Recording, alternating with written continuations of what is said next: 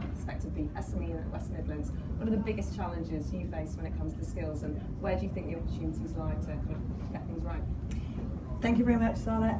Thank you to Tech UK for inviting me to be here today.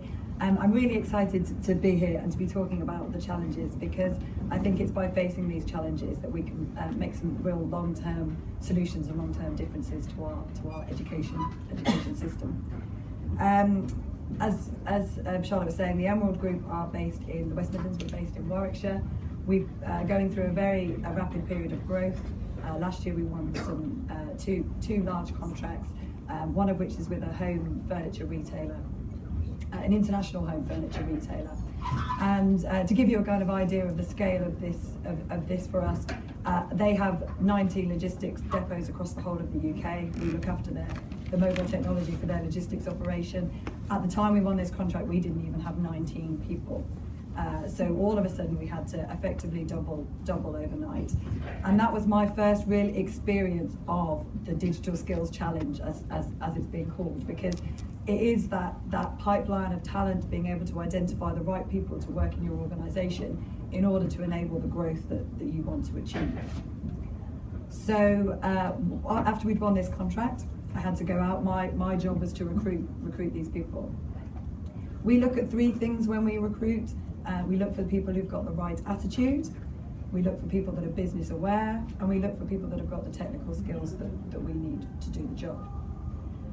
And because we were trying to recruit very rapidly, we couldn't find people that had all three of those criteria quickly enough.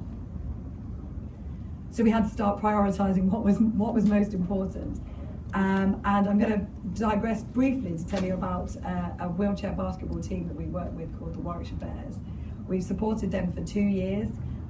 They are an amazing group of individuals who basically are much more than just a basketball team. They take people after they've had spinal injuries or other injuries that have resulted in them being permanently in a wheelchair, and through playing basketball, through training, through matches, they help to rehabilitate them and to kind of come to terms with their new way of life. And their mantra, if you like, is, and the reason we were attracted to working with them, is attitude is everything. So you can guess probably what our number one priority was in terms of our criteria. People have got to have the right attitude to work in our organisation. They've got to want to work in the tech industry. They've got to enjoy that kind of continual learning that a job in the tech industry brings. So then we came to business awareness and technical skills.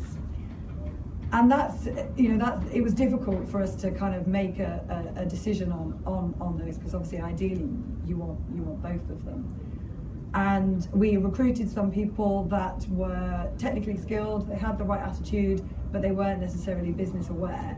And it caused quite a few sort of disruptions to our business, because in terms of awareness of what I talk about when I mean business awareness, you've got to be aware of Emerald as the company. You've got to be aware of how we operate within the business world, who our customers are, what our customers need.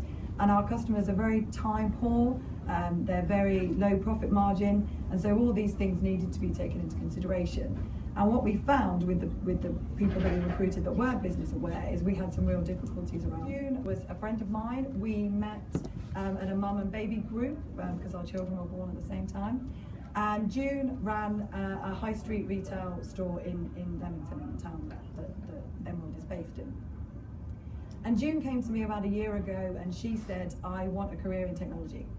And can you tell me what qualifications I need, what courses I need to do to be able to enable that to happen? And at the time we were looking for engineers, and I said, you know what, if you're passionate about this, come and work for us, start on 3 days a week, let's see what happens.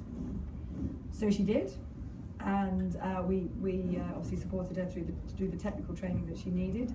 She started on 3 days a week. Within 3 months, she was 5 days a week. Within 12 months, she's our senior mobile support engineer, supporting the home furniture retail contract that I talked about, which is effectively worth about £250,000 to us.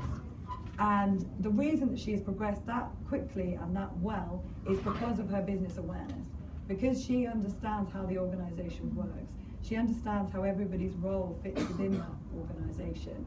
She understands that the more work she takes off of myself and our operations manager, the more that enables the business to grow, which obviously is what all of us want to achieve.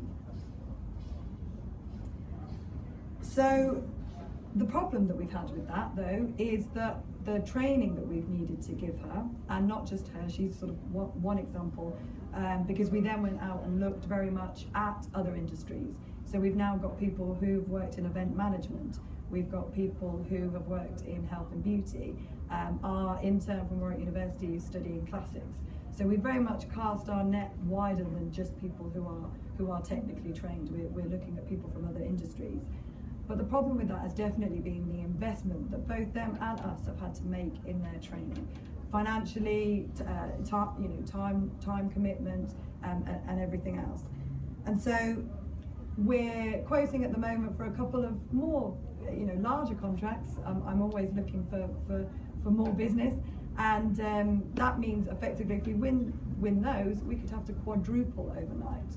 And so this is a constant headache that particularly high growth SMEs will have in where is this talent coming from to fulfill the contracts that we're winning. And so this has got me thinking very much about what the solution is, and this is where my engagement with Tech UK really started, because the solution, exactly as Charlotte has said, and the skills, talent and migration group that I'm on, that produced the white paper I've been talking about, is the solution is collaborative. It's linking up education, it's linking up business, it's linking up government. We all have to take this on. We all have to realise that this is our issue as a country to improve this for everybody. And it's a shame Nicky Morgan isn't here, because I think education has a huge part to play in all of this. And I'd love to have time to talk more, and if anyone wants to talk afterwards about the work that we're doing in Warwickshire. The town that I live in, Leamington Spa, internationally promoted now as Silicon Spa, because of its high concentration of digital and creative digital industries. So this pipeline of talent is really important for us. So it's not just Emerald, there are a group of us now, and we're working with Warwickshire College, and we're working with Warwick University.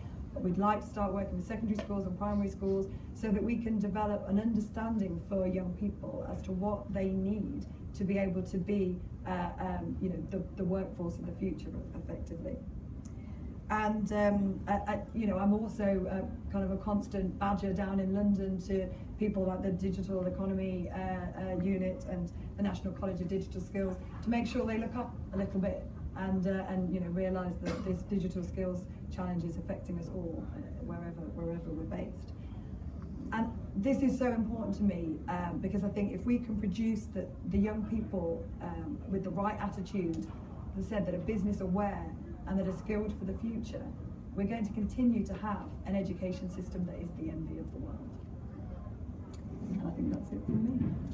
Thank you very much, Sarah.